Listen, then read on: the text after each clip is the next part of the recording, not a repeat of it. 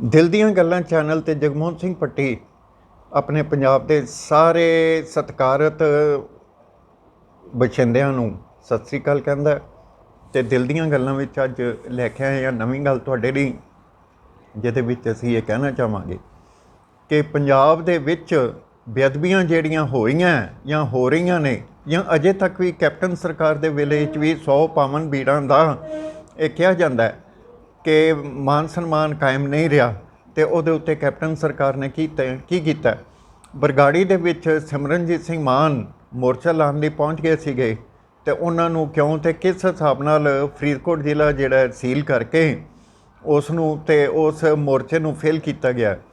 ਜੇ ਅਜਿਹਾ ਕੰਮ ਸਰਕਾਰ ਕਰ ਲੈਂਦੀ ਤਾਂ ਮੇਰਾ ਖਿਆਲ ਹੈ ਸਿਮਰਨਜੀਤ ਸਿੰਘ ਮਾਨ ਜਾਂ ਹੋਰ ਜਿੰਨੇ ਵੀ ਸਿੱਖ ਅਦਾਰੇ ਨੇ ਜਾਂ ਸਿੱਖ ਹਿਰਦੇ ਵਲੂੰਧਰੇ ਗਏ ਨੇ, ਉਹਨਾਂ ਨੂੰ ਇਹ ਕਦਮ ਬਰਗਾੜੀ ਵੱਲ ਨਾ ਉਠਾਉਣਾ ਪੈਂਦਾ, ਨਾ ਮਾਰਚ ਕਰਨਾ ਪੈਂਦਾ, ਔਰ ਜਿਹੜੀ ਕੈਪਟਨ ਸਰਕਾਰ ਦੀ ਇੱਜ਼ਤ ਹੈ ਉਹ ਵਧਾਉਣ ਦੇ ਵਿੱਚ ਪੂਰਾ ਯੋਗਦਾਨ ਨਾ ਕਰਨਾ ਪੈਂਦਾ। ਅਜਿਹਾ ਕਰਕੇ ਕੈਪਟਨ ਸਰਕਾਰ ਨੇ ਕੀ ਸੇਵਾ ਕੀਤੀ ਹੈ ਸਿੱਖਾਂ ਦੀ, ਇਹ ਦੱਸਣ ਦਾ ਉਪਰਾਲਾ ਕਰਨ ਕੈਪਟਨ ਸਰਕਾਰ ਵਾਲੇ, ਤਾਂ ਮੇਰਾ ਖਿਆਲ ਹੈ ਇੱਕ ਬੜੀ ਵੱਡੀ ਸਿੱਖਾਂ ਦੇ ਉੱਤੇ ਜਿਹੜੀ ਹੈ ਅਹਿਸਾਨ ਹੋਏਗਾ। ਇਹ ਕਿਹਾ ਜਾਏਗਾ ਕਿ ਕੈਪਟਨ ਸਰਕਾਰ ਨੇ ਵਾਕਿਆ ਹੀ ਦਿਲੋਂ ਸਿੱਖ ਪੰਥ ਦੀ, ਸਿੱਖ ਕੌਮ ਦੀ ਸੇਵਾ ਕੀਤੀ ਹੈ। ਪੰਥਕ ਕੌਮ ਸਿਰਫ ਸ਼੍ਰੋਮਣੀ ਅਕਾਲੀ ਦਲ ਜਿਹੜਾ ਹੈ ਅੰਮ੍ਰਿਤਸਰ, ਜਾਂ ਅਕਾਲੀ ਦਲ ਬਾਦਲ ਜਿਹੜਾ ਹੈ, ਜਾਂ ਕੋਈ ਹੋਰ ਹੈ ਜਿਹੜੇ ਆਪਣੇ ਆਪ ਨੂੰ ਪੰਥਕ ਅਕਾਲੀ ਦਲ ਜਾਂ ਪੰਥਕ ਸਰਕਾਰ ਕਹਿਣ ਦਾ ਜਾਂ ਪੰਥਕ ਪਾਰਟੀ ਕਹਿਣ ਦਾ ਇੱਕ ਮਾਨ ਸਨਮਾਨ ਹਾਸਲ ਕਰਨਾ ਚਾਹੁੰਦੇ ਨੇ, ਉਸ ਖੋਹ ਖਿੰਜੀ ਦੇ ਵਿੱਚੋਂ ਕੈਪਟਨ ਸਰਕਾਰ ਲੀਡ ਲੈ ਜਾਂਦੀ।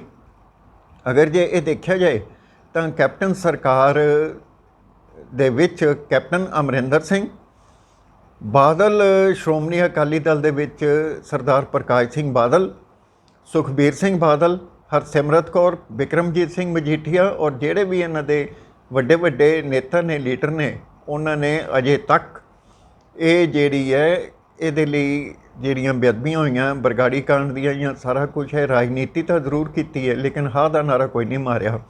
ਇਹਨਾਂ ਨੂੰ ਮੈਂ ਇਹ ਬੇਨਤੀ ਕਰਾਂਗਾ ਕਿ ਘੱਟੋ ਘੱਟ ਮਲੇਰਕੋਟਲਾ ਸਾਹਿਬ ਦੇ ਵਿੱਚ ਹਾਂ ਦਾ ਨਾਰਾ ਗੁਰਦੁਆਰਾ ਹੈ, ਉੱਥੇ ਜਾਣ, ਇੱਕ ਚੱਕਰ ਲਾਉਣ, ਹੋ ਸਕਦਾ ਕੋਈ ਮਾਲਕ ਇਹਨਾਂ ਨੂੰ ਉੱਥੋਂ ਹੀ ਸਮੱਤ ਬਖਸ਼ ਦੇਵੇ, ਔਰ ਇਹ ਇੱਕ ਬੜਾ ਵੱਡਾ ਮਾਰਗਦਰਸ਼ਨ ਹੋਏਗਾ ਇਹਨਾਂ ਲਈ। ਇੱਥੇ ਇਹ ਕਹਿਣਾ ਜ਼ਰੂਰੀ ਹੈ, ਉਹ ਇਸ ਲਈ ਜ਼ਰੂਰੀ ਹੈ ਕਿ ਇਹ ਜਿਹੜੀਆਂ ਸਰਕਾਰਾਂ ਨੇ ਲੋਕ ਹਿੱਤ ਦੀਆਂ ਸਰਕਾਰਾਂ ਨਾ ਹੋ ਕੇ ਇਸ ਵੇਲੇ ਜਿਹੜੀਆਂ ਲੋਕ ਕਚਹਿਰੀ ਦੇ ਵਿੱਚ ਖਲੋਣ ਵਾਲੀਆਂ, ਔਰ ਲੋਕ ਸੇਵਕ ਕਹਿੰਦੇ ਨੇ ਆਪਣੇ ਆਪ ਨੂੰ, ਅਤੇ ਜਿਹੜੇ ਲੋਕ ਲਹਿਰ ਹੈ, ਲੋਕ ਸੇਵਕ ਜਿਹੜੇ ਲੋਕਾਂ ਦਾ ਸੇਵਕ ਕਹਿੰਦੇ ਨੇ ਆਪਣੇ ਆਪ ਨੂੰ, ਉਹ ਫਿਰ ਇਹਨਾਂ ਨੂੰ ਆਪਣੀ ਅਦਾਲਤ ਦੇ ਵਿੱਚ ਇਹਨਾਂ ਨੂੰ ਇੱਕ ਐਸੀ ਸਜ਼ਾ ਦੇਣ, ਕਿਉਂਕਿ ਜਿਹੜੀਆਂ ਸਾਡੀਆਂ ਕੋਰਟਾਂ ਨੇ ਉਹ ਤਾਂ ਵਿਚਾਰੀਆਂ ਜਿਹੜੀਆਂ ਕਿਡਨੈਪ ਹੋ ਚੁੱਕੀਆਂ ਜਾਂ ਹਾਈਜੈਕ ਹੋ ਚੁੱਕੀਆਂ। ਕਿਡਨੈਪ ਹੋਣਾ ਹੁੰਦਾ ਧਰਤੀ ਦੇ, ਅਤੇ ਹਾਈਜੈਕ ਹੋਣਾ ਹੁੰਦਾ ਅਸਮਾਨ ਦੇ ਵਿੱਚ ਬਾਏ ਏਅਰ। ਜਿਹੜਾ ਕੋਈ ਵੀ ਫਲਾਈਟ ਜਾਂਦੀ ਹੈ ਉਹਦੇ ਵਿੱਚ ਤੁਸੀਂ ਹਾਈਜੈਕ ਹੁੰਦੇ ਹੋ। ਇਹ ਹਾਈਜੈਕਿੰਗ ਐਂਡ ਕਿਡਨੈਪਿੰਗ ਦੇ ਵਿੱਚ ਇਹ ਛੋਟਾ ਜਿਹਾ ਫਰਕ ਹੈ। ਔਰ ਜਿਹੜੀਆਂ ਇਹ ਪੋਲੀਟੀਕਲ ਪਾਰਟੀਆਂ ਨੇ, ਭਾਵੇਂ ਕੈਪਟਨ ਅਮਰਿੰਦਰ ਸਿੰਘ ਦੀ ਕਾਂਗਰਸ ਲੈਡ ਗਵਰਨਮੈਂਟ ਹੈ, ਇਸ ਦਾ ਜਿਹੜਾ ਅਤੇ ਕਿਰਦਾਰ ਦੇਖਿਆ ਜਾਏ ਇਹ ਵੀ ਬੜਾ ਮੰਦਭਾਗਾ ਹੈ। ਇਸ ਵੇਲੇ ਪੰਜਾਬ ਦਾ ਜਿਹੜਾ ਕਰਜ਼ਾ ਹੈ 2.75 ਲੱਖ ਕਰੋੜ ਰੁਪਏ ਹੋ ਚੁੱਕਾ ਹੈ। ਔਰ ਜੇ ਹੋ ਚੁੱਕਾ ਹੈ ਕਰਜ਼ਾ ਤਾਂ ਉਹ ਹੁੰਦਾ ਬਈ ਜਿਹੜਾ ਦੇਣਾ ਹੋਵੇ, ਜੇ ਦੇਣਾ ਹੀ ਨਹੀਂ ਤਾਂ ਕਰਜ਼ਾ ਕਾਹਦਾ। ਅਤੇ ਇਹ ਲੋਕਾਂ ਦੀ, ਪੰਜਾਬ ਦੇ ਲੋਕਾਂ ਦੀ ਮਾਨਸਿਕਤਾ ਨੂੰ ਖਰਾਬ ਕਰਨ ਲਈ ਅਜਿਹਾ ਪ੍ਰਪੰਚ, ਅਜਿਹਾ ਉਪਰਾਲਾ, ਅਜਿਹੀ ਇੱਕ ਦ੍ਰਿਸ਼ਟੀ ਕਿਉਂ ਸੁੱਟੀ ਜਾ ਰਹੀ ਹੈ? ਕਿ ਇਹ ਦੱਸਣਗੇ ਕੈਪਟਨ ਅਮਰਿੰਦਰ ਸਿੰਘ ਇਸ ਗੱਲ ਦੇ ਉੱਤੇ ਕਿ ਉਹਨਾਂ ਨੇ ਜਿਹੜੀਆਂ ਵੀ ਬਰਗਾੜੀ ਕਾਂਡ ਅਤੇ ਬਹਿਬਲ ਕਲਾਂ ਕਾਂਡ ਹੋਇਆ, ਔਰ ਉਹਨਾਂ ਦੇ ਰਾਜ ਦੇ ਵਿੱਚ ਜਿਹੜੀਆਂ 100 ਤੋਂ ਵੱਧ ਬੇਅਦਬੀਆਂ ਹੋ ਚੁੱਕੀਆਂ, ਉਹਨਾਂ ਦੇ ਬਾਰੇ ਕੀ ਕੀਤਾ। ਇੱਥੇ ਇੱਕ ਗੱਲ ਇਹ ਵੀ ਯੋਗ ਹੈ ਦੱਸਣੀ ਕਿ ਜਿਹੜਾ ਸ਼੍ਰੋਮਣੀ ਗੁਰਦੁਆਰਾ ਪ੍ਰਬੰਧਕ ਕਮੇਟੀ ਦਾ ਰੋਲ ਹੈ ਉਹ ਸਭ ਤੋਂ ਮਾੜਾ ਰੋਲ ਹੈ, ਇਸ ਵਜ੍ਹਾ ਕਰਕੇ ਕਿਉਂਕਿ ਉਹਦੇ ਵਿੱਚ ਜਿਹੜਾ ਮੰਗੂ ਮੱਠ ਗੁਰਦੁਆਰਾ ਸੀਗਾ ਉੜੀਸਾ ਦੇ ਵਿੱਚ, ਉਸ ਦਾ ਜਿਸ ਤਰ੍ਹਾਂ ਇਹਨਾਂ ਨੇ ਵਜੂਦ ਖਤਮ ਕਰਨ ਦਾ ਯਤਨ ਕੀਤਾ, ਇਹ ਕਿਹੜੀ ਸਰਕਾਰ ਨੇ ਕੀਤਾ? ਬੀਜੇਪੀ ਸਰਕਾਰ ਨੇ, ਜਿਹਦੇ ਵਿੱਚ ਅਕਾਲੀ ਦਲ ਬਾਦਲ ਦੀ ਸਾਂਝ ਭਿਆਲੀ ਸੀਗੀ, ਜਿਹੜੀ ਆ ਹੁਣ ਪਿੱਛੇ ਜਿਹੀ ਟੁੱਟੀ ਹੈ। ਇਸ ਦੇ ਉੱਤੇ ਕੋਈ ਅਕਾਲੀ ਦਲ ਬਾਦਲ ਨੇ ਕੋਈ ਕਾਰਵਾਈ ਨਹੀਂ ਕੀਤੀ। ਫਿਰ ਸਿੱਕਮ ਦੇ ਵਿੱਚ ਪਾਵਨਵੀਰ ਦੀ ਬੇਅਦਬੀ ਹੋਈ ਹੈ। SGPC ਨੇ ਜਾਂ ਬਾਦਲ ਅਕਾਲੀ ਦਲ ਨੇ ਕੋਈ ਵੀ ਐਸਾ ਕਦਮ ਨਹੀਂ ਉਠਾਇਆ ਜਿਸ ਨੂੰ ਸਾਰਵਜਨਿਕ ਤੌਰ 'ਤੇ ਇਹ ਕਿਹਾ ਜਾਏ ਕਿ ਇਹਨਾਂ ਨੇ ਸਿੱਖ ਹਿੱਤਾਂ ਦੀ ਰਾਖੀ ਕਰਨ ਦੀ ਕੋਸ਼ਿਸ਼ ਕੀਤੀ ਹੈ। ਪੰਥਕ ਅਕਾਲੀ ਦਲ ਸਰਕਾਰ ਜਾਂ ਪੰਥਕ ਅਕਾਲੀ ਸਰਕਾਰ ਜਿਹੜੀ ਹੈ ਇਹ ਇੱਕ ਕਾਗਜ਼ਾਂ ਦੇ ਵਿੱਚ ਹੈ। ਇੱਥੇ ਇਹ ਵੀ ਦੇਖਣਾ ਔਰ ਕਹਿਣਾ ਯੋਗ ਹੈ ਇਸ ਵੇਲੇ ਕਿ ਜਿਹੜਾ ਗੁਰਦੁਆਰਾ ਗੁਰੂ ਨਾਨਕ ਸਾਹਿਬ ਨਾਲ ਸੰਬੰਧਿਤ ਹਰਿਦੁਆਰ ਸਾਹਿਬ ਦੇ ਵਿੱਚ ਸੀਗਾ ਉਸ ਨੂੰ ਢਾਇਆ ਗਿਆ। ਉਸ ਗੁਰਦੁਆਰੇ ਨੂੰ 1984 ਦੀ ਜਿਹੜੀ ਸਿੱਖਾਂ ਦੀ ਨਸਲਕੁਸ਼ੀ ਸੀ ਉਹਦੇ ਵਿੱਚ ਉਸ ਨੂੰ ਤਹਿਸ ਨਹਿਸ ਕੀਤਾ ਗਿਆ ਉਸ ਗੁਰਦੁਆਰਾ ਸਾਹਿਬ ਨੂੰ। ਔਰ ਬਾਦਲ ਸਰਕਾਰ ਨੇ ਬਾਦਲ BJP ਦੀ ਸਾਂਝ ਪਿਆਲੀ ਨੇ ਇਹ ਜਿਹੜਾ 1997 ਵਿੱਚ ਸ਼ੁਰੂ ਹੋਈ ਸੀਗੀ ਜਿਹੜੀ ਇਹ ਸਾਂਝ, ਉਸ ਦੇ ਦੌਰਾਨ ਇਹਨਾਂ ਨੇ ਜਿਹੜਾ ਹੁਣ 2014 ਤੋਂ ਲੱਗ ਕੇ 2021 ਤੱਕ BJP ਨਾਲ ਸੰਬੰਧਿਤ ਕੇਂਦਰ ਸਰਕਾਰ ਤੋਂ ਜਾਂ ਯੋਗੀ ਦੀ BJP ਸਰਕਾਰ ਤੋਂ ਇਹਨਾਂ ਨੇ ਉਸ ਗੁਰਦੁਆਰੇ ਦੀ ਮੁੜ ਉਸਾਰੀ ਦਾ, ਹਰਿਦੁਆਰ ਸਾਹਿਬ ਵਿਖੇ ਗੁਰੂ ਨਾਨਕ ਸਾਹਿਬ ਦੇ ਗੁਰਦੁਆਰੇ ਦੀ ਉਸਾਰੀ ਦਾ, ਗੋਦੜੀ ਸਾਹਿਬ ਗੁਰਦੁਆਰਾ ਜਿਹੜਾ ਉਸ ਦਾ ਨਿਰਮਾਣ, ਉਸ ਦਾ ਪੁਨਰ ਸਥਾਪਨ ਕਰਨ ਦਾ ਕੀ ਯਤਨ ਕੀਤਾ। ਇਹ ਬਾਦਲ ਅਕਾਲੀ ਦਲ ਦੱਸਣ ਦਾ ਯਤਨ ਕਰੇ ਤਾਂ ਸਿੱਖ ਕੌਮ ਇਹਨਾਂ ਦੀ ਧੰਨਵਾਦੀ ਹੋਏਗੀ। ਜੇ ਨਹੀਂ ਤੇ ਫਿਰ ਘੱਟੋ ਘੱਟ ਇੰਨੀ ਗੱਲ ਕਹਿਣੀ ਛੱਡ ਦੇਣ ਵੀ ਅਸੀਂ ਇੱਕ ਪੰਥਕ ਕੌਮ, ਪੰਥਕ ਸਰਕਾਰ, ਪੰਥਕ ਤੁਹਾਡੇ ਸਾਡੀ ਪੋਲੀਟੀਕਲ ਪਾਰਟੀ ਹੈ ਬਾਦਲ ਅਕਾਲੀ ਦਲ। ਇਹਨਾਂ ਕੋਲ ਕਾਪੀਰਾਈਟ ਨਹੀਂ ਹੈ ਕਿਸੇ ਵੀ ਚੀਜ਼ ਦਾ। ਇਹਨਾਂ ਕੋਲ ਸਿਰਫ ਇੱਕ ਚੀਜ਼ ਇਹ ਜ਼ਰੂਰੀ ਹੈ ਦੱਸਣੀ ਕਿ ਸਿੱਖ ਹਿੱਤਾਂ ਦੀ ਰਾਖੀ ਕਿਵੇਂ ਕੀਤੀ।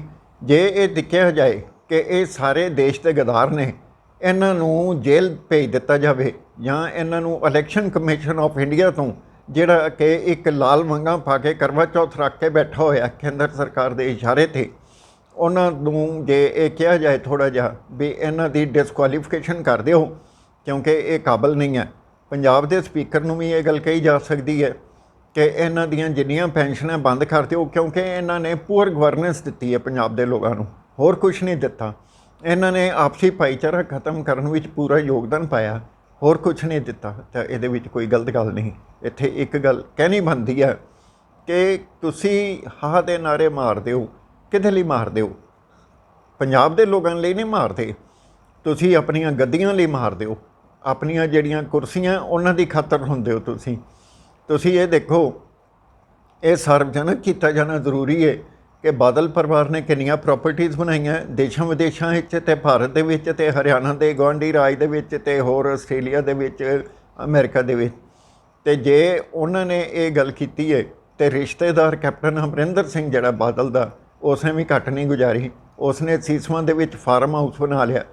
ਔਰ ਇਹ ਫਾਰਮ ਹਾਊਸ ਕਿਵੇਂ ਬਣਦੇ ਨੇ ਪੰਜਾਬ ਦੇ ਲੋਕਾਂ ਨੂੰ ਘੱਟੋ ਘੱਟ ਇੰਨਾ ਹੀ ਦੱਸ ਦਿਓ, ਉਹ ਵੀ ਆਪਣੇ ਫਾਰਮ ਹਾਊਸ ਬਣਾ ਲੈਣ, ਉਹ ਨੌਕਰੀਆਂ ਪਿੱਛੇ ਨਾ ਭੱਜਣ। ਘਰ ਘਰ ਨੌਕਰੀਆਂ ਤੁਹਾਡੇ ਤੋਂ ਨਾ ਦਿੱਤੀਆਂ ਜਾਣੀਆਂ, ਨਾ ਜਿਹੜੇ ਘਰ ਘਰ ਨੌਕਰੀਆਂ ਮੰਗਣ ਵਾਲੇ ਹੈ ਉਹਨਾਂ ਦੀ ਲਿਸਟ ਜਿਹੜੀ ਹੈ ਖਤਮ ਹੋਣੀ ਹੈ, ਨਾ ਹੀ ਜਿਹੜੀ ਹੈ ਤੁਹਾਡੀ ਜਿਹੜੀ ਇਹ ਲਿਫਾਫੇਬਾਜ਼ੀ ਹੈ ਉਹ ਕਿਸੇ ਤਰ੍ਹਾਂ ਜਿਹੜੀ ਹੈ ਚੱਲਣੀ ਹੈ। ਅਤੇ ਨਾ ਹੀ ਇਹ ਲੋਕਾਂ ਨੂੰ ਸਮਝ ਆਈ ਹੈ ਵੀ ਇਹ ਲਿਫਾਫੇਬਾਜ਼ੀ ਕਿਹੋ ਜਿਹੀ ਕਰਦੇ ਹੈ। ਭੋਲੇ ਭਾਲੇ ਲੋਕਾਂ ਨੂੰ ਕਿਸ ਤਰ੍ਹਾਂ ਲੁੱਟਿਆ ਜਾ ਰਿਹਾ ਕੇਂਦਰ ਸਰਕਾਰ ਵੱਲੋਂ। ਅੱਜ ਤੁਹਾਡੇ ਉੱਤੇ ਸਖਤ ਅਤੇ ਸਾਹਮਣੇ ਜਿਹੜੇ ਨੇ ਇਸ਼ਾਰੇ ਬਾਰ-ਬਾਰ ਆ ਰਹੇ ਨੇ। 25 ਪੈਸੇ ਪੈਟਰੋਲ ਵਧਾ ਦਿੱਤਾ, 30 ਪੈਸੇ ਪੈਟਰੋਲ ਵਧਾ ਦਿੱਤਾ, 25.5 ਰੁਪਏ ਦਾ ਡੋਮੈਸਟਿਕ ਗੈਸ ਸਿਲੰਡਰ ਵਧਾ ਦਿੱਤਾ, ਕਮਰਸ਼ੀਅਲ ਗੈਸ ਸਿਲੰਡਰ ਵਧਾ ਦਿੱਤਾ। ਇਹ ਵਧਾਇਆ, ਚਲੋ ਚੰਗੀ ਗੱਲ ਹੈ ਵਧਾਇਆ ਤੁਸੀਂ, ਪਰ ਇਹ ਵੀ ਦੱਸੋ ਵੀ ਜਿਹੜੀ ਮਿਡਲ ਕਲਾਸ ਹੈ, ਜਿਹੜੀ ਟੈਕਸ ਪੇ ਕਰਦੀ ਹੈ, ਉਹਨਾਂ ਲਈ ਤੁਸੀਂ ਆਮਦਨ ਦਾ ਸਾਧਨ ਕਿਵੇਂ ਵਧਾਇਆ? ਇੱਕ ਦਿਹਾੜੀਦਾਰ ਲਈ ਕਿਵੇਂ ਵਧਾਇਆ ਆਮਦਨ ਦਾ ਸਾਧਨ? ਇਹ ਦੱਸਣ ਦਾ ਸਰਕਾਰ ਨੇ ਕੋਈ ਉਪਰਾਲਾ ਨਹੀਂ ਕੀਤਾ ਕਿਉਂਕਿ ਯਾਰਾਂ ਦੀ ਗਿੱਟੀ ਸਲਾਮਤ ਰਹਿਣੀ ਚਾਹੀਦੀ ਹੈ। ਦੇਸ਼ ਭਾਵੇਂ ਡੁੱਬ ਜਾਏ, ਭਾਵੇਂ ਮਰ ਜਾਏ, ਭਾਵੇਂ ਰਹਿ ਜਾਏ, ਭਾਵੇਂ ਨਾ ਰਵੇ, ਇਹ ਜਿਹੜੇ ਸਲਾਮਤ ਰਹਿਣੇ ਜ਼ਰੂਰੀ ਨੇ। ਕਿਉਂਕਿ ਅੰਬਾਨੀ ਅਡਾਨੀ ਜਿਹੜੇ ਨੇ, ਤੁਸੀਂ ਦੇਖੋ ਇਹਨਾਂ ਨੇ ਜਦੋਂ ਵੀ ਪੰਜਾਬ ਦੇ ਵਿੱਚ ਆਪਣੇ ਗਡਾਊਨ ਸ਼ੁਰੂ ਕੀਤੇ ਨੇ, ਜਿਹੜਾ ਪ੍ਰੋਗਰੈਸਿਵ ਪੰਜਾਬ ਜਿਹੜਾ ਬਾਦਲ ਸਰਕਾਰ ਨੇ ਸ਼ੁਰੂ ਕੀਤਾ ਸੀ ਆਪਣੇ ਵੇਲੇ ਵਿੱਚ, ਉਹਦੇ ਵਿੱਚ ਕਿੰਨੀਆਂ ਧਾਂਦਲੀਆਂ ਹੋਈਆਂ। ਔਰ ਬਾਰ-ਬਾਰ ਇਹ ਗੱਲਾਂ ਆ ਰਹੀਆਂ ਜਿਹੜੇ ਇੰਡਸਟਰੀਅਲ ਵੇਕੈਂਟ ਪਲਾਟ ਨੇ ਸਰਕਾਰ ਦੇ, ਉਹ ਜਿਹੜੇ ਆ ਅੰਡਰ ਵੈਲਿਊ ਕਰਕੇ ਵੇਚੇ ਜਾ ਰਹੇ ਨੇ। ਉਹ ਕਿਵੇਂ ਵੇਚੇ ਜਾ ਰਹੇ ਨੇ? ਇਸ ਦੀ ਜਿਹੜੀ ਹੈ ਸ਼ਮੂਲੀਅਤ ਕਿਹਦੀ ਹੈ ਉਹਦੇ ਵਿੱਚ? ਇਹ ਜੇ ਕਿਹਾ ਜਾਏ ਰਿਸ਼ਤੇਦਾਰ ਬਾਦਲ ਤੇ ਰਿਸ਼ਤੇਦਾਰ ਕੈਪਟਨ ਅਮਰਿੰਦਰ ਸਿੰਘ ਜਿਹੜੇ ਦੋਨੋਂ ਆਪਸ ਵਿੱਚ ਰਿਸ਼ਤੇਦਾਰ ਨੇ, ਇੱਥੋਂ ਤੱਕ ਕਿ ਵਿਆਹ ਸ਼ਾਦੀਆਂ ਦੇ ਰਿਸ਼ਤੇ ਵੀ ਇਹਨਾਂ ਨੇ ਸੰਬੰਧਿਤ ਧਿਰਾਂ ਨਾਲ ਕਾਇਮ ਕੀਤੇ ਹੋਏ ਨੇ। ਇੱਥੇ ਗੱਲ ਕਹਿਣੀ ਬਣਦੀ ਹੈ, ਅਸੀਂ ਦੋ ਭਰਾ ਚੱਠੇ ਖਾਣ ਪੀਣ ਨੂੰ ਅੱਡੋ ਅੱਡੀ ਲੜਨ ਨੂੰ ਇਕੱਠੇ। ਇਹ ਲੜਦੇ ਨੇ ਕਿਹਦੇ ਲਈ ਲੜਦੇ ਨੇ? ਆਪਣੀਆਂ ਗੱਦੀਆਂ ਲਈ ਲੜਦੇ ਨੇ। ਪੰਜਾਬ ਦੇ ਲੋਕੋ, ਆਪਣਾ ਭੋਲਾਪਨ ਜਿਹੜਾ ਉਹਦੇ ਵਿੱਚੋਂ ਥੋੜ੍ਹੇ ਜਿਹੇ ਬਾਹਰ ਆਓ, ਇਹਨਾਂ ਨੂੰ ਸਵਾਲ ਕਰੋ, ਔਰ ਸਵਾਲ ਕਰਨਾ ਤੁਹਾਡਾ ਜਾਇਜ਼ ਹੈ, ਜ਼ਰੂਰੀ ਹੈ। ਇਹ ਕਿਹੋ ਜਿਹੀਆਂ ਜਿਹੜੀਆਂ ਦੇਖੋ, ਇਹਨਾਂ ਨੇ ਕੋਈ ਠੇਕਾ ਨਹੀਂ ਚੁੱਕਿਆ ਹੋਇਆ। ਇੱਕ ਵਾਰੀ ਕੈਪਟਨ ਸਰਕਾਰ ਦੀ ਅਗਵਾਈ 'ਚ ਕਾਂਗਰਸ ਆ ਗਈ, ਦੂਜੀ ਵਾਰੀ ਸ਼੍ਰੋਮਣੀ ਅਕਾਲੀ ਦਲ ਦੀ ਜਿਹੜੀ ਹੈ ਸਰਕਾਰ ਆ ਗਈ। ਇਹ ਜਿਹੜੀ ਇਹ ਕੁੜਤੀ ਬਦਲਣ ਵਾਲੀ ਗੱਲ ਹੈ, ਇਹ ਜਿਹੜੀ ਹੈ ਨਕਾਰੀ ਜਾਣੀ ਚਾਹੀਦੀ ਹੈ, ਔਰ ਇਹ ਪੰਜਾਬ ਦੇ ਲੋਕਾਂ ਦੇ, ਪੰਜਾਬ ਦੇ ਹਿੱਤ ਵਿੱਚ ਕਦੀ ਵੀ ਨਹੀਂ। ਕਿਉਂਕਿ ਆਮ ਲੋਕਾਂ ਦਾ ਭਲਾ ਕੋਈ ਨਹੀਂ। ਇੱਕ ਦੇਖੋ ਬੜੀ ਵੱਡੀ ਗੱਲ ਹੈ, income tax department government of India ਦਾ, ਉਹਨੂੰ ਕੌਣ ਜਿਹੜਾ ਸਭ ਤੋਂ ਵੱਧ ਟੈਕਸ ਪੇ ਕਰਦਾ? ਮਿਡਲ ਕਲਾਸ ਟੈਕਸ ਪੇ ਕਰਦੀ ਹੈ। ਤੇ ਕੈਪਟਨ ਸਰਕਾਰ ਨੇ ਕਦੀ ਇਹ ਨਹੀਂ ਸੋਚਿਆ, ਮੋਦੀ ਸਰਕਾਰ ਨੇ ਕਦੀ ਇਹ ਨਹੀਂ ਸੋਚਿਆ, ਇਨਕਮ ਟੈਕਸ ਨੇ ਕਦੀ ਇਹ ਨਹੀਂ ਸੋਚਿਆ ਕਿ ਜਿਹੜੇ ਟੈਕਸ ਪੇ ਕਰਦੇ ਆ ਉਹਨਾਂ ਨੂੰ ਅਸੀਂ ਟੈਕਸ ਚੋਰ ਕਿਵੇਂ ਤੇ ਕਿਸ ਹਿਸਾਬ ਨਾਲ ਕਹਿੰਦੇ ਆ। ਇਹ ਇੱਕ ਡੈਫਾਮੇਸ਼ਨ ਹੈ। ਜਿਹੜੇ ਟੈਕਸ ਪੇਅਰ ਦੇ ਉਹਨਾਂ ਦੀ ਜਿਹੜੀ ਹੈ ਹੱਤਕ ਹੈ, ਉਹਨਾਂ ਦੀ ਜਿਹੜੀ ਹੈ ਕਿਸੇ ਵੀ ਤਰ੍ਹਾਂ ਇੱਜ਼ਤ ਮਾਨ ਸਤਿਕਾਰ ਨਹੀਂ ਕਰਦੇ, ਔਰ ਇਹਦੇ ਉੱਤੇ ਡੈਫਾਮੇਸ਼ਨ ਦਾ ਕੇਸ ਬਣਨਾ ਚਾਹੀਦਾ ਇਹਨਾਂ ਲੋਕਾਂ ਦੇ ਉੱਤੇ। ਔਰ ਇਹਨਾਂ ਦੇ ਉੱਤੇ UAPA ਦਾ ਜਿਹੜਾ ਕਾਨੂੰਨ ਹੈ, ਜੇ ਕੋਈ ਕ੍ਰਿਟਿਸਿਜ਼ਮ ਹੁੰਦਾ ਸਰਕਾਰ ਦਾ ਜਾਂ ਕਿਸੇ ਡਿਪਾਰਟਮੈਂਟ ਦਾ ਜਾਂ ਕਿਸੇ ਪੋਲੀਟੀਸ਼ੀਅਨ ਦਾ, ਜਿਹੜਾ ਕ੍ਰਿਟਿਸਿਜ਼ਮ ਕਰਦਾ, ਜੇ ਉਹਦੇ ਤੇ UAPA ਲੱਗ ਸਕਦਾ ਤਾਂ ਫਿਰ ਇਹਨਾਂ ਤੇ ਕਿਉਂ ਨਹੀਂ ਲੱਗ ਸਕਦਾ? ਕਿਉਂਕਿ ਇਹ ਦੋਹਰਾ ਜਿਹੜਾ ਹੈ ਇੱਕ ਮਾਪਦੰਡ ਇਹ ਅਪਣਾਉਣਾ ਜਾਂ ਕਰਨਾ ਜਾਂ ਚਲਾਉਣਾ ਕਿਸੇ ਵੀ ਤਰ੍ਹਾਂ ਮਾਨਣੀ ਹੈ ਨਹੀਂ। ਤੁਸੀਂ ਇਹ ਦੇਖੋ, ਅੱਜ GDP ਜਿਹੜੀ ਹੈ ਮਾਈਨਸ ਵਿੱਚ ਜਾ ਰਹੀ ਹੈ ਅੱਜ ਦੀ ਤਰੀਕ ਵਿੱਚ ਵੀ, ਔਰ ਸਾਡੀ ਜਿਹੜੀ ਸਰਕਾਰ ਹੈ ਉਸ ਨੂੰ, ਭਾਵੇਂ ਉਹ ਪੰਜਾਬ ਸਰਕਾਰ ਹੈ ਤੇ ਭਾਵੇਂ ਉਹ ਕੇਂਦਰ ਸਰਕਾਰ ਹੈ, ਉਸ ਨੂੰ ਮਹਿੰਗਾਈ ਦੇ ਵਿੱਚ ਠੱਲ ਪਾਉਣ ਦੇ ਵਿੱਚ ਕੋਈ ਜਿਹੜਾ ਉਪਰਾਲਾ ਨਹੀਂ। ਲੇਕਿਨ ਹਾਂ, ਉਹਨਾਂ ਨੇ ਸਹਿਯੋਗ ਜ਼ਰੂਰ ਕੀਤਾ ਕਿ ਗਰੀਬ ਨੂੰ ਮਾਰਨਾ ਕਿਵੇਂ ਹੈ। ਤਿੰਨ ਤਰ੍ਹਾਂ ਨਾਲ ਮਾਰਿਆ ਜਾ ਰਿਹਾ ਇਸ ਵੇਲੇ। ਪਹਿਲੀ ਚੀਜ਼, ਕਰੋਨਾ ਦੇ ਟਾਈਟਲ ਥੱਲੇ ਮਾਰਿਆ ਜਾ ਰਿਹਾ, ਡੈਲਟਾ ਦੇ ਟਾਈਟਲ ਥੱਲੇ ਮਾਰਿਆ ਜਾ ਰਿਹਾ, ਘਰ ਵਿੱਚ ਰਹਿਣ ਦੇ ਟਾਈਟਲ ਦੇ ਥੱਲੇ ਮਾਰਿਆ ਜਾ ਰਿਹਾ ਵੀ ਘਰ ਰਹੋ। ਉਹ ਜੇ ਘਰ ਰਹਿਣਗੇ ਤੇ ਪੈਸੇ ਕਿੱਥੋਂ ਕਮਾਉਣਗੇ? ਲੋਕਾਂ ਨੂੰ ਵਿਹਲੇ ਰਹਿਣ ਦੀ ਆਦਤ ਕਿਉਂ ਪਾ ਰਹੇ ਹੋ? ਮੇਰੇ ਦੇਸ਼ ਦੀਆਂ ਸਰਕਾਰਾਂ ਇਹ ਦੱਸਣ ਦਾ ਯਤਨ ਕਰਨਗੀਆਂ, ਸਟੇਟ ਗਵਰਨਮੈਂਟ ਇਹ ਦੱਸਣ ਦੀਆਂ ਯਤਨ ਕਰਨਗੀਆਂ। ਅੱਜ ਦੇਖੋ, ਇੱਕ ਦਲਿਤ ਪਰਿਵਾਰ ਹੈ ਜਿਹੜਾ ਮੱਧ ਪ੍ਰਦੇਸ਼ ਦੇ ਵਿੱਚ, ਉਸ ਦੀ ਜਿਹੜੀ ਹੈ ਨੂੰ ਸੱਸ ਤੇ ਸਹੁਰਾ ਤਿੰਨਾਂ ਨੂੰ ਬੰਨ੍ਹ ਕੇ ਕੁੱਟਿਆ ਗਿਆ। ਕਿਉਂ ਕੁੱਟਿਆ ਗਿਆ? ਇਹ ਕਿਹੋ ਜਿਹਾ ਲੋਕਤੰਤਰ ਹੈ? ਇਹ ਕਿਹੋ ਜਿਹੀਆਂ ਲੀਹਾਂ ਨੇ ਜਿਹੜੀਆਂ ਪੈ ਰਹੀਆਂ? ਇਹਨਾਂ ਦੇ ਉੱਤੇ ਇਹ ਇੱਕ ਦੇਖਣਾ, ਵਿਚਾਰ ਕਰਨਾ। ਦੇਸ਼ ਦੇ ਲੋਕ ਜਿਨ੍ਹਾਂ ਨੇ ਭਾਰਤ ਦਾ ਸੰਵਿਧਾਨ ਆਪਣੇ ਆਪ ਨੂੰ ਦਿੱਤਾ, ਵੀ ਦੀ ਪੀਪਲ ਆਫ ਇੰਡੀਆ, ਉਹਨਾਂ ਦਾ ਬੋਲਣਾ, ਕਹਿਣਾ ਤੇ ਉਹ ਸਰਕਾਰ ਤੋਂ ਜਵਾਬਦੇਹੀ ਕਰਨੀ ਜ਼ਰੂਰੀ ਹੈ, ਉਹਨਾਂ ਦਾ ਹੱਕ ਹੈ। ਲੇਕਿਨ ਜਦੋਂ ਉਹ ਜਵਾਬਦੇਹੀ ਕਰਦੇ ਨੇ ਤਾਂ ਫਿਰ ਉਹਨਾਂ ਤੇ UAPA ਲਗਾ ਦਿੱਤਾ ਜਾਂਦਾ, ਜਿਸ ਦਾ ਮਤਲਬ ਇਹ ਹੈ ਵੀ ਤੁਸੀਂ ਨਾ ਬੋਲਣਾ ਨਾ ਕੁਝ ਕਰਨਾ ਹੈ। ਇਹ ਦਮਨਕਾਰੀ ਨੀਤੀ ਹੈ। 1975 ਵਿੱਚ ਡਿਕਲੇਅਰਡ ਐਮਰਜੈਂਸੀ ਸੀ, ਹੁਣ ਅਨਡਿਕਲੇਅਰਡ ਐਮਰਜੈਂਸੀ ਹੈ। ਇਹ ਸਾਰੀਆਂ ਚੀਜ਼ਾਂ ਨੂੰ ਦੇਖਣਾ ਪਏਗਾ, ਸੋਚਣਾ ਪਏਗਾ। ਜ਼ਿਆਦਾ ਤੁਹਾਡਾ ਸਮਾਂ ਨਾ ਲੈਂਦਾ ਹੋਇਆ ਅੱਜ ਮੈਂ ਇੰਨੀ ਗੱਲ ਹੀ ਕਰਨੀ ਸੀ ਤੁਹਾਡੇ ਨਾਲ। ਤੇ ਜੋ ਵੀ ਤੁਹਾਡੇ ਵਿਚਾਰ ਹੋਣ ਇਹਦੇ ਉੱਤੇ ਮੈਨੂੰ ਜ਼ਰੂਰ ਫੀਡਬੈਕ ਦੇਣਾ, ਔਰ ਆਪਣੀ ਜਿਹੜੀ ਹੈ ਇਸ ਨੂੰ ਵੱਧ ਤੋਂ ਵੱਧ ਸ਼ੇਅਰ ਕਰਨਾ, ਸਬਸਕ੍ਰਾਈਬ ਕਰਨਾ, ਸੱਜਣਾ ਮਿੱਤਰਾਂ ਨੂੰ ਅੱਗੇ ਭੇਜਣਾ। ਆਪਣੇ ਦਿਲ ਦੀਆਂ ਗੱਲਾਂ ਜਿਹੜੀਆਂ ਇਸ ਚੈਨਲ, ਇਹ ਤੁਹਾਡਾ ਆਪਣਾ ਚੈਨਲ ਹੈ, ਇਸ ਦੇ ਰਾਹੀਂ ਕਰਨ ਦਾ ਯਤਨ ਕਰੋ। ਦੇਸ਼ ਨੂੰ ਜਾਗਰੂਕ ਕਰੋ, ਦੇਸ਼ ਦੀ ਏਕਤਾ ਤੇ ਅਖੰਡਤਾ ਦੇ ਵਿੱਚ ਹਿੱਸਾ ਪਾਓ। ਇਹਨਾਂ ਕਹਿੰਦਾ ਹੋਇਆ ਸਤਿ ਸ੍ਰੀ ਅਕਾਲ ਕਹਿਣਾ।